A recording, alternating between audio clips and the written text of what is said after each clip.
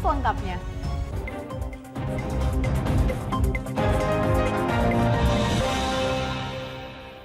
Berita pagi ini pemirsa, sejumlah anggota DPR RI mendukung pemangkasan dana belanja kementerian dan lembaga di desa tahun anggaran tahun ini untuk mengantisipasi gejolak kenaikan harga komoditas energi dan pangan yang diprediksi masih akan terus naik hingga akhir tahun. Anggota Komisi 11 dukung kebijakan Kementerian Keuangan terkait pemangkasan dana belanja kementerian dan lembaga tahun anggaran 2022 sebesar Rp24,5 triliun untuk mengantisipasi gejolak kenaikan harga komoditas energi dan pangan. Hal tersebut sebagai opsi meningkatnya ketidakpastian perekonomian global yang berdampak pada perekonomian domestik dan perlu diantisipasi karena akan mengganggu momentum pemulihan ekonomi nasional, salah satunya dengan mencadangkan anggaran pada semua kementerian dan lembaga. Anggota Komisi 11 DPR RI Ahmad Najib Qodratullah mendukung penuh dan mengapresiasi kebijakan pemangkasan anggaran tersebut. Untuk itu, Najib meminta pemerintah agar pemangkasan tersebut difokuskan pada bantuan sosial, subsidi BBM, agar daya beli masyarakat tetap terjaga. Tentu semua kebijakan itu melalui pertimbangan teknis ya. Relaksasi yang dilakukan Kemenkeu itu sudah melalui pertimbangan yang matang. Saya dalam posisi mendukung. Hanya memang pastikan sifat-sifatnya dalam kegiatan bansos, kegiatan intervensi kebijakan lainnya seperti subsidi BBM dan yang menyangkut dengan kebutuhan masyarakat banyak, terutama masyarakat kecil, ini yang harus menjadi perhatian khusus pemerintah, dalam ini Kemenkeu.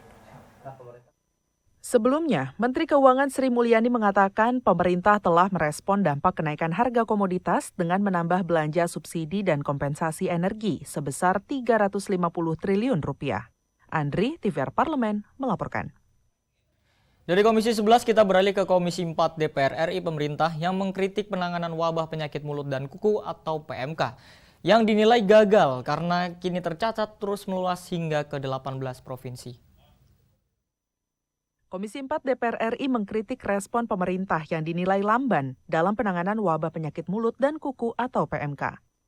Ditemui di Gedung Nusantara Komplek Parlemen belum lama ini, anggota Komisi 4 DPR RI Yohanis Franciscus Lema mengatakan kasus penyakit mulut dan kuku yang melanda hewan ternak tidak bisa dianggap remeh.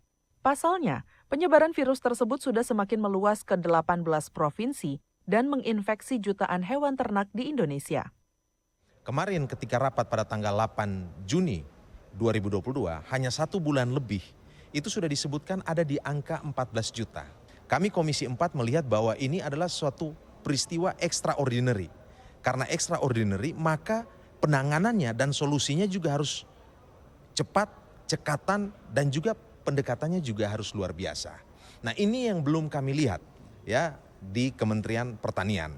Kemarin ketika rapat kerja dengan Kementerian Pertanian, teman-teman Komisi 4 banyak bersuara tentang itu. Bahkan saya menanyakan, kalau dibuat skala dari 0 sampai 10, ya 0 itu dianggap tidak berbahaya dan 10 itu sangat berbahaya, ada di angka berapa PMK yang hari ini kita alami? Karena sudah sampai kepada 18 provinsi hari ini. Nah, itu tidak bisa dijawab oleh mereka. Sebelumnya, Direktur Jenderal Peternakan dan Kesehatan Hewan Kementerian Pertanian Nasrullah mengatakan, pemerintah berencana mendatangkan 3 juta dosis vaksin darurat dan melakukan pembuatan vaksin dalam negeri oleh Pusat Veteriner Farma Kementerian Pertanian. Panji Prabowo, TVR Parlemen, melaporkan. Tim pengawas haji DPR RI akan kawal penyelenggaraan ibadah haji yang saat ini mulai diberangkatkan. Nah, informasinya setelah jeda berikut ini, tetaplah bersama TVR 09.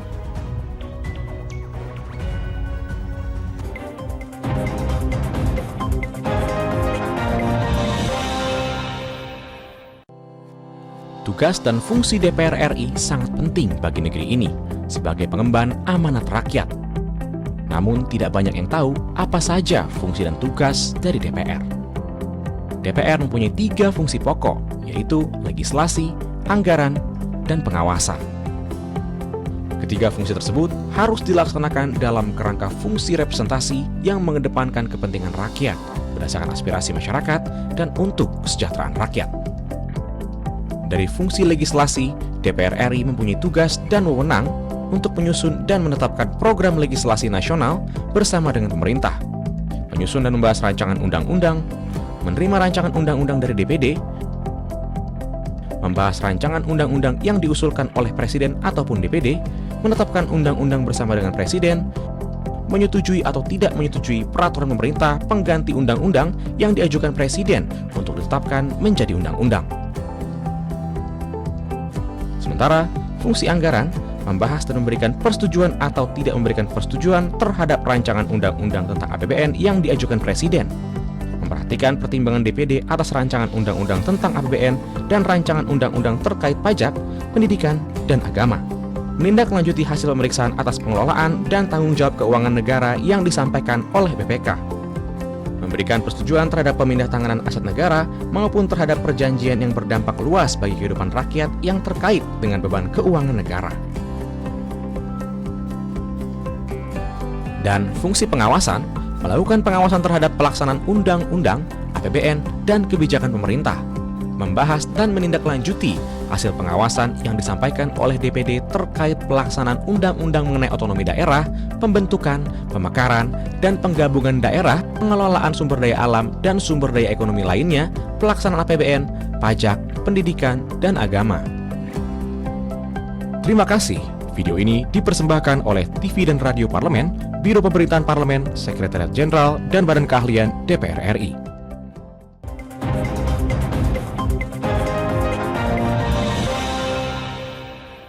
Pemirsa di TVR 09.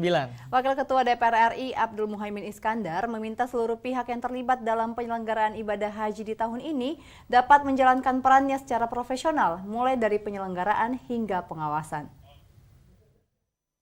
Tim pengawas atau Timwas Haji DPR RI akan mengawal penyelenggaraan ibadah haji tahun 2022 demi kelancaran dan kenyamanan jamaah Indonesia dalam menjalankan ibadah haji yang sempat tertunda akibat pandemi COVID-19.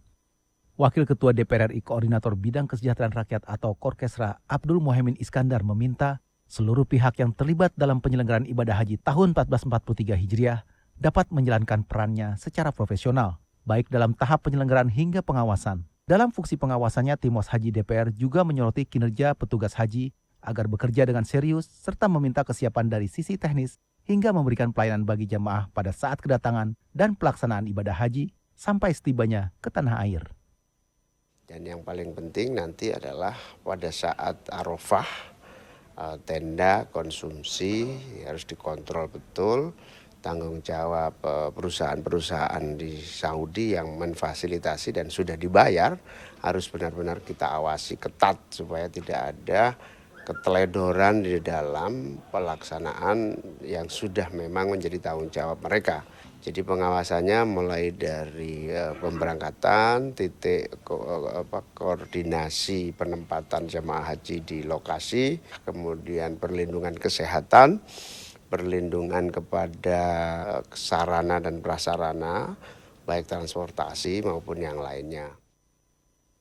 Selanjutnya, Timwas akan memantau penyelenggaraan haji secara lebih komprehensif dan memberikan masukan langsung di lapangan, serta melakukan evaluasi menyeluruh selepas musim haji berakhir. Rifki Mahdudi, TVR Parlemen melaporkan. Asumsi dasar ekonomi makro merupakan panduan bagi pemerintah dalam merancang nota keuangan RAPBN tahun mendatang. Untuk itu DPR RI berharap APBN 2023 tetap mendukung program peningkatan daya beli masyarakat dan pemulihan ekonomi nasional. Komisi 11 DPR RI bersama Kementerian Keuangan serta Badan Perencanaan dan Pembangunan Nasional menyepakati asumsi dasar ekonomi makro tahun 2023 dengan target pertumbuhan ekonomi pada kisaran 5,3% sampai 5,9%. Anggota Komisi 11 DPR RI Heri Gunawan mengatakan, asumsi dasar ekonomi makro tahun 2023 merupakan panduan bagi pemerintah dalam merancang nota keuangan RAPBN tahun 2023. Heri menilai target pertumbuhan ekonomi di tahun 2023 perlu mendapatkan perhatian khusus pemerintah di tengah kondisi krisis global. Pemerintah mengajukan pertumbuhan ekonomi di angka 5,3 sampai 5,9, walaupun pada dasarnya keseluruhan praksi nyaris menyatakan bahwa ini adalah tinggi, bahkan agak sedikit tanda kutip kurang realistis. Namun di satu sisi kami memandang justru dengan keinginan pemerintah untuk bergerak menumbuhkan pertumbuhan ekonomi ini patut kita apresiasi. Sementara itu, Menteri Keuangan Sri Mulyani menegaskan, pemerintah berkomitmen menjaga momentum pemulihan ekonomi nasional pasca pandemi COVID-19. Ia berpendapat Indonesia memiliki potensi yang sangat besar sebagai produsen berbagai komoditas, seperti sawit. Oleh karena itu, Sri Mulyani menyatakan pemerintah optimis target pertumbuhan ekonomi dan inflasi di tahun 2023 dapat dijaga dengan baik. Karena kita harus melihat dinamika global itu, yaitu tadi interest rate yang cenderung naik dan dolar yang akan cenderung dibuat lebih kuat. Ini harus kita mungkin lihat dari sisi nanti menetapkan postur dari RAPBN 2023. Hilman Hidayat, TVR Parlemen melaporkan. Selanjutnya pemirsa, dari anggota Komisi 1 DPR RI Bobi Adityo Rizaldi yang meminta pemerintah untuk melakukan sosialisasi kepada masyarakat Indonesia terkait migrasi televisi analog ke televisi digital. Sosialisasi harus didukung dengan ketersediaan anggaran yang jelas dan tepat sasaran. Komisi 1 DPR RI mendorong pemerintah untuk segera menganggarkan kegiatan sosialisasi mengenai analog switch off atau ASO kepada masyarakat, yakni terkait peralihan televisi analog ke televisi digital. Berdasarkan Undang-Undang Nomor 11 Tahun 2020 tentang Cipta Kerja, pemerintah telah menerapkan proses penghentian siaran TV analog atau analog switch off secara bertahap yang mulai diterapkan pada 30 April dan ditargetkan hingga akhir tahun 2022 ke seluruh daerah di Indonesia. Menanggapi hal tersebut, anggota Komisi 1 DPR RI Bobi Adityo Rizaldi meminta pemerintah untuk melakukan sosialisasi kepada masyarakat Indonesia terkait migrasi televisi analog ke televisi digital. Menurutnya, sosialisasi ini perlu dilakukan agar masyarakat paham dan sadar akan adanya peralihan tersebut. Bobi menambahkan, pemerintah harus segera memberikan anggaran definitif untuk program sosialisasi analog switch off di seluruh daerah. Di dalam kesimpulan juga dituliskan bahwa perlunya sosialisasi yang masif oleh pemerintah agar jangan masyarakat ini khawatir. Jangan kita menyatakan bahwa merdeka sinyal, ternyata tahu-tahu nonton TV aja blank spot. Nah ini kita memang secara formal mengusulkan kepada pemerintah, karena di pemerintah sampai saat ini belum ada mata anggarannya untuk mensosialisasikan mengenai ASO ini. Kami juga yakin hampir seluruh fraksi bulat bahwa pemerintah perlu mensosialisasikan hal tersebut. Komisi 1 DPR RI berharap pada akhir tahun 2022 nanti, peralihan TV analog dan TV digital dapat terimplementasi hingga ke pelosok-pelosok daerah di Indonesia, sehingga dapat dinikmati oleh seluruh masyarakat. Vinita dan Teguh, TVR Parlemen melaporkan. Polemik kenaikan harga tiket masuk atau naik ke Candi Borobudur mendapat respon dari anggota DPR RI. Informasinya sesaat lagi pemirsa, setelah jeda berikut ini.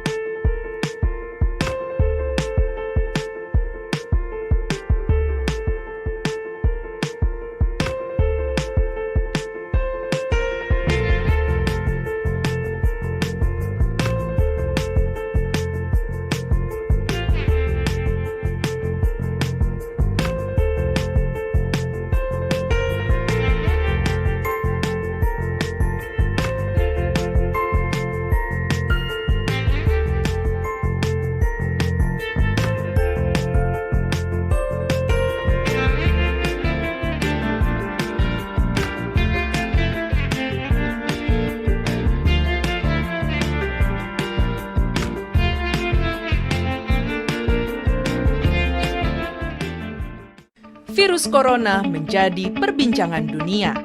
Beberapa negara sudah terjangkit. Ribuan orang di Indonesia terkena virus ini. Kita perlu antisipasi dengan melakukan hal berikut. Cuci tangan dengan sabun dan antiseptik. Gunakan masker atau penutup mulut saat bersin dan batuk. Masak telur dan daging hingga matang.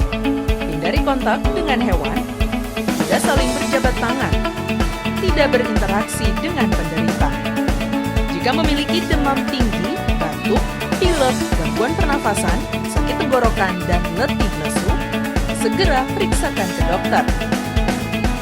Waspada virus corona, cegah penyakit sejak dini.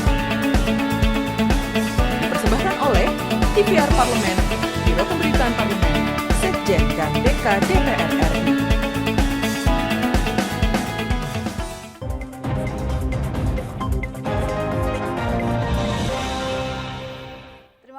pemirsa, Anda masih bersama kami di TVR 09. Pemirsa, sejumlah anggota DPR RI menolak wacana kenaikan tiket masuk atau naik ke Candi Borobudur yang direncanakan hingga Rp650.000 untuk wisatawan domestik dan $100 untuk wisatawan asing. Dan Komisi 10 DPR RI menilai kenaikan harga tiket naik ke bagian atas Candi Borobudur belum menjadi solusi yang bijak, karena justru dikhawatirkan bisa mengurangi minat masyarakat Indonesia berwisata ke Candi Borobudur. Dan pemirsa, berikut ini liputan mendalam yang telah dirangkum oleh tim redaksi TVR Parlemen selengkapnya. Untuk harga tiket masuk kawasan wisata Candi Borobudur yang tidak naik ke bagian atas candi, masih Rp50.000 untuk wisatawan domestik atau Nusantara. Selain harga tiket naik ke bagian atas Candi Borobudur, jumlah pengunjung juga akan dibatasi menjadi 1.200 orang per hari. Dalam rapat kerja dengan Menpora dan Menparekraf di Gedung Nusantara 1 DPR RI Jakarta, Wakil Ketua Komisi 10 DPR RI Abdul Fikri menyatakan, Candi Borobudur sebagai cagar budaya seharusnya tidak hanya dikelola BUMN, melainkan juga melibatkan Pemda dan masyarakat melalui Badan Pengelola Cagar Budaya setempat. Dengan begitu, kelestarian Candi Borobudur bisa tetap terjaga tanpa memberatkan wisatawan, khususnya wisatawan Nusantara. Kegaduhan di Borobudur itu tidak akan terjadi ketika ada tuntutan Undang-Undang 11 2010 tentang cagar budaya, bahwa di situ mestinya melibatkan pemerintah pusat, pemerintah provinsi, pemerintah kabupaten kota, dan masyarakat sekitar, yaitu Badan Pengelola Cagar Budaya.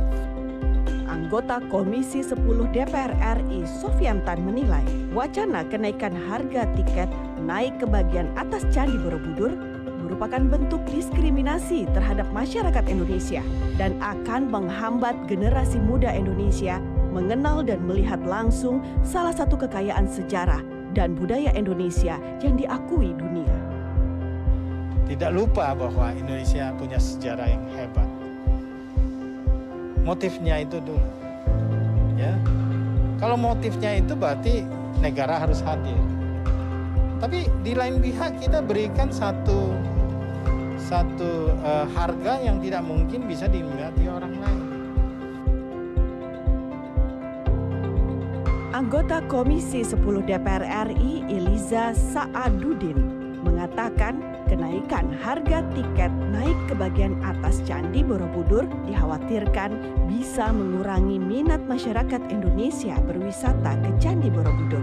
Pemerintah perlu mencarikan solusi agar wisatawan, khususnya wisatawan Nusantara, tetap bisa melihat kekayaan dunia milik Indonesia. Di sisi lain, pemeliharaan Candi Borobudur tetap berjalan baik. Ya kita nggak mau masyarakat itu kecewa, kita nggak mau orang yang datang dari jauh itu kecewa. Ya dari sekarang itu ya melalui website dan sebagainya, secara regulasi yang harus dipenuhi itu benar-benar harus dipublish dengan cukup baik. Sehingga orang yang berkunjung bisa terlayani, tapi kemudian maintenance terhadap keberadaan Borobudur ini juga tetap terjaga. Jadi solusinya kan jangan sampai kita menyusahkan, memperberat, sehingga orang malas datang. Pada kesempatan berbeda, anggota Komisi 10 DPR RI Samsul Lutfi mengatakan harga tiket ke bagian atas Candi Borobudur sebesar Rp750.000 jauh dari prinsip keadilan sosial. Pemerintah sebaiknya melibatkan berbagai kalangan yang berkaitan dengan pengelolaan Candi Borobudur dalam menetapkan tarif dan langkah pemeliharaan candi. Maka itu kesannya elitis, hanya orang-orang tertentu saja yang bisa berkunjung ke sana. Sementara Borobudur sebagai salah satu keajaiban dunia yang merupakan cagar budaya yang sangat kita banggakan, tentunya wisatawan sangat ingin berkunjung.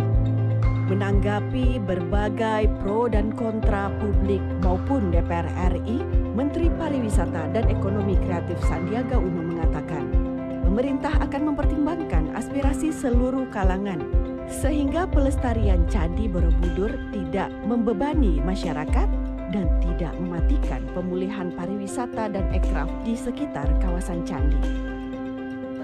Apapun kebijakan itu akan menjaga kelestarian Borobudur dan mendukung proses pemulihan ekonomi, tidak membebani masyarakat, dan tentunya akan membawa kesejahteraan kepada masyarakat sekitar Borobudur dan juga kebangkitan dari sektor pariwisata dan ekonomi kreatif.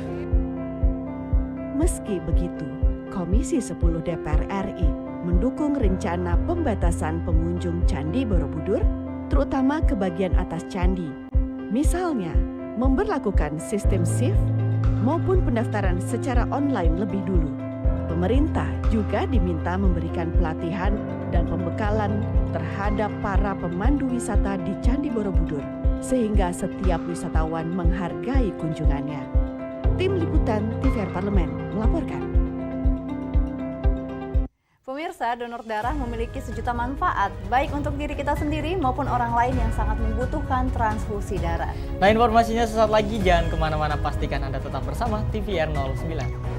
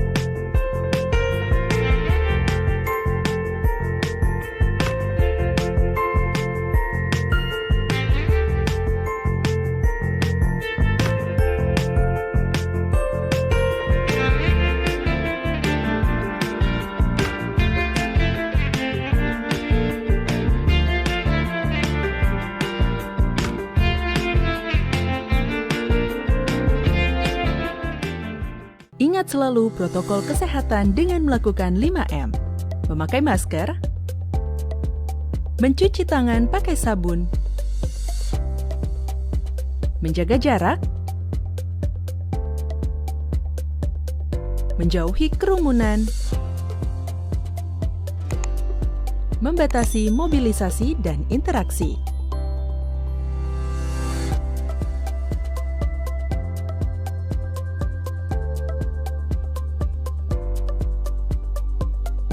Dipersembahkan oleh Biro Pemberitaan Parlemen, Sekretariat Jenderal DPR RI.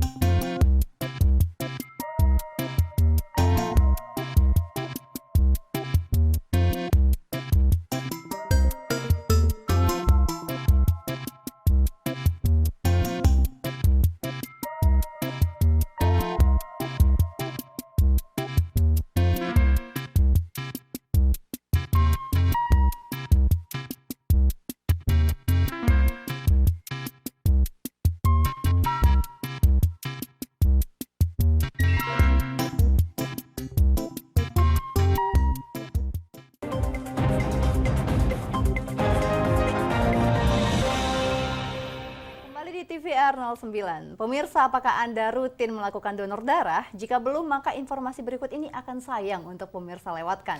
Karena donor darah ternyata memiliki banyak manfaat bagi diri sendiri maupun bagi orang lain. Berikut kami hadirkan informasi lengkap mengenai manfaat donor darah hanya untuk Anda.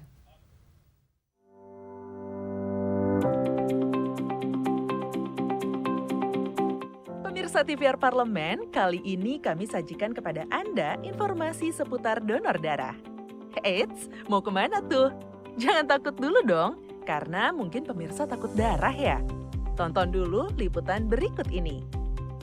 Akan kami sajikan kepada pemirsa sejuta manfaat dari donor darah, baik bagi pemirsa sendiri maupun masyarakat yang membutuhkan sumbangan darah. Kita jelaskan dulu nih, apa sih donor darah itu? Menurut Palang Merah Indonesia, donor darah adalah orang yang memberikan darah secara sukarela untuk maksud dan tujuan transfusi darah bagi orang lain yang membutuhkan.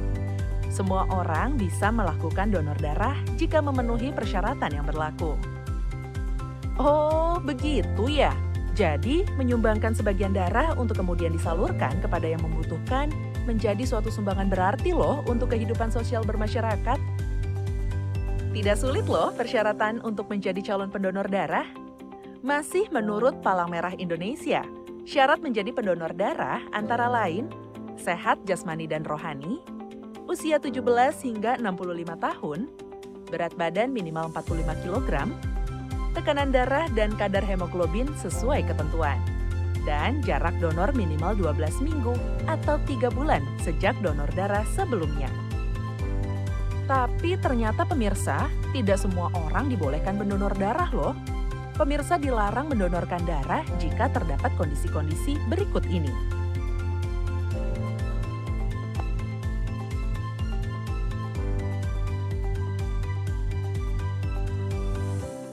Tahu nggak sih pemirsa, jika pemirsa rutin melakukan donor darah, ada banyak manfaat yang bisa diperoleh loh. Dilansir oleh situs kesehatan halosehat.com, ada setidaknya 5 manfaat donor darah, antara lain, menurunkan resiko penyakit jantung dan pembuluh darah, menurunkan resiko kanker, membantu menurunkan berat badan, mendeteksi penyakit serius, membantu lebih sehat secara psikologis dan panjang umur. Waduh, banyak sekali ya manfaat donor darah. Kompleks Parlemen di Senayan, Jakarta cukup rutin mengadakan kegiatan donor darah loh. Bekerja sama dengan Palang Merah Indonesia, Korpri Sekjen DPR RI cukup rutin mengadakan kegiatan donor darah yang diikuti oleh para pegawai bahkan oleh anggota Dewan. Anggota DPR RI, Krisdayanti, ternyata tidak hanya seorang wakil rakyat dan penyanyi multitalenta loh. Krisdayanti ternyata seorang pendonor darah yang rutin menyumbangkan darahnya ke Palang Merah Indonesia. Karena kita tahu bahwa stok darah kita juga di PMI Jakarta juga menyusut karena pandemi kemarin. Jadi kita nggak pernah bayangkan bahwa darah kita ini mungkin bisa membantu saudara kita yang ada di Aceh. Terus teman-teman bisa bayangin setiap hari ada berapa transfusi darah yang dibutuhkan. Ada banyak ratusan ribu kecelakaan di luar sana. Ada ibu-ibu yang sedang meregang kesakitan untuk melahirkan bayinya membutuhkan transfusi darah juga. Ada yang harus cuci darah juga. Jadi sangat-sangat dibutuhkan memang. Hal ini mungkin nggak menjadi satu fokus orang bisa menilai ini adalah bantuan yang real.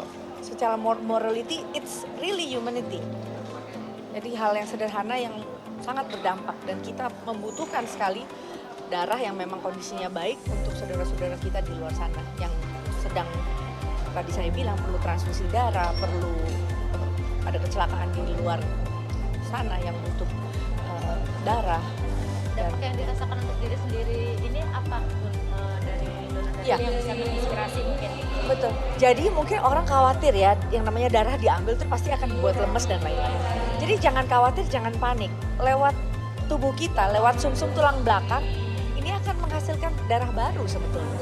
Jadi regenerasi sel, regenerasi darah baru yang akan justru membuat kita akan jauh jadi lebih stimulate kesehatan kita secara baik, ya. Lalu mendeteksi kalau ada penyakit secara dini juga lebih kelihatan, ya. Untuk efektivitas jantung dan juga kolesterol juga baik, ya. Tadi yang saya bilang di depan juga akan membuat menstimulate kita jauh jadi lebih awet muda, ya. Dan memang efek-efek lainnya adalah ya dalam 2 minggu darah baru kita akan muncul. Kan memang ada tenggangnya ya, ada jaraknya ya. Pendonor itu kan 3 bulan ya. Jadi kita memang itu rutin kegiatan kita lakukan, tapi tidak menutup kemungkinan kita juga ada di luar yang rutin itu. Ketika di DPR itu kan ada partai, ada fraksi gitu ya. Nah biasanya tuh kalau nanti ulang tahun fraksi atau ulang tahun partai, itu bisa juga ngadain kegiatan sosial di sini.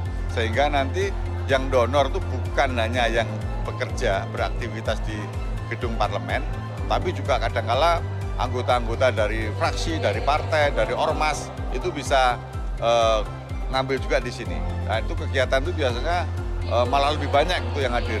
kita berharap nanti setelah pandemi ini sudah mulai ini menurun dan mudah-mudahan segera ya ada statusnya menjadi endemi gitu. Nanti kegiatan-kegiatan itu saya kira akan lebih banyak yang bisa kita lakukan.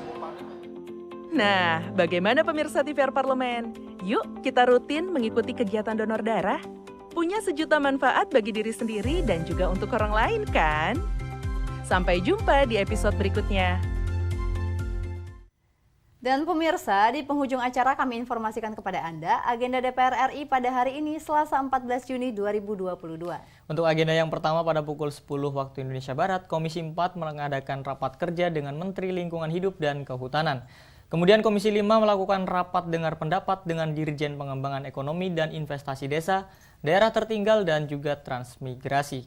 Lalu di siang hari pemirsa ada sidang paripurna, diantaranya membahas tentang laporan Komisi 2 soal Dewan Kehormatan Penyelenggara Pemilu atau DKPP. Kemudian ada pendapat fraksi-fraksi terhadap rancangan undang-undang usul inisiatif Komisi 7 DPR RI tentang energi baru dan energi terbarukan, lalu dilanjut dengan pengambilan keputusan menjadi RUU usul DPR RI dan agenda sidang paripurna lainnya. Dan sejumlah agenda dan program DPR RI tadi dapat Anda saksikan secara langsung di TVR Parlemen melalui kanal utama, kanal komisi-komisi, dan kanal alat kelengkapan Dewan lain yang dapat Anda akses di tvr.dpr.go.id. Dan pemirsa TVR Parlemen, demikian TVR 09 edisi pagi ini. Kami ingatkan untuk tetap waspada pada persebaran virus COVID-19 dan tetap jaga kesehatan. Segenap kru TVR Parlemen yang bertugas mengucapkan terima kasih telah menyaksikan TVR 09 pagi ini.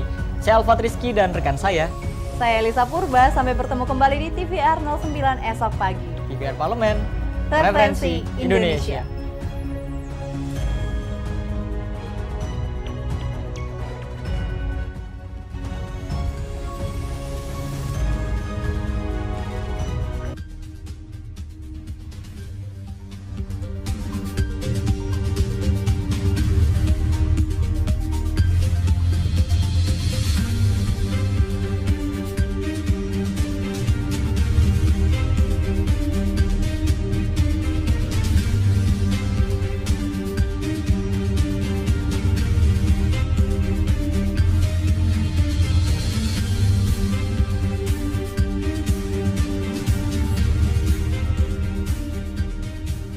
Badan Akuntabilitas Keuangan Negara atau BAKN sebagai alat kelengkapan Dewan yang bersifat tetap dalam pengawasan penggunaan keuangan negara yang berfungsi untuk melakukan telaahan terhadap laporan hasil pemeriksaan BPK RI.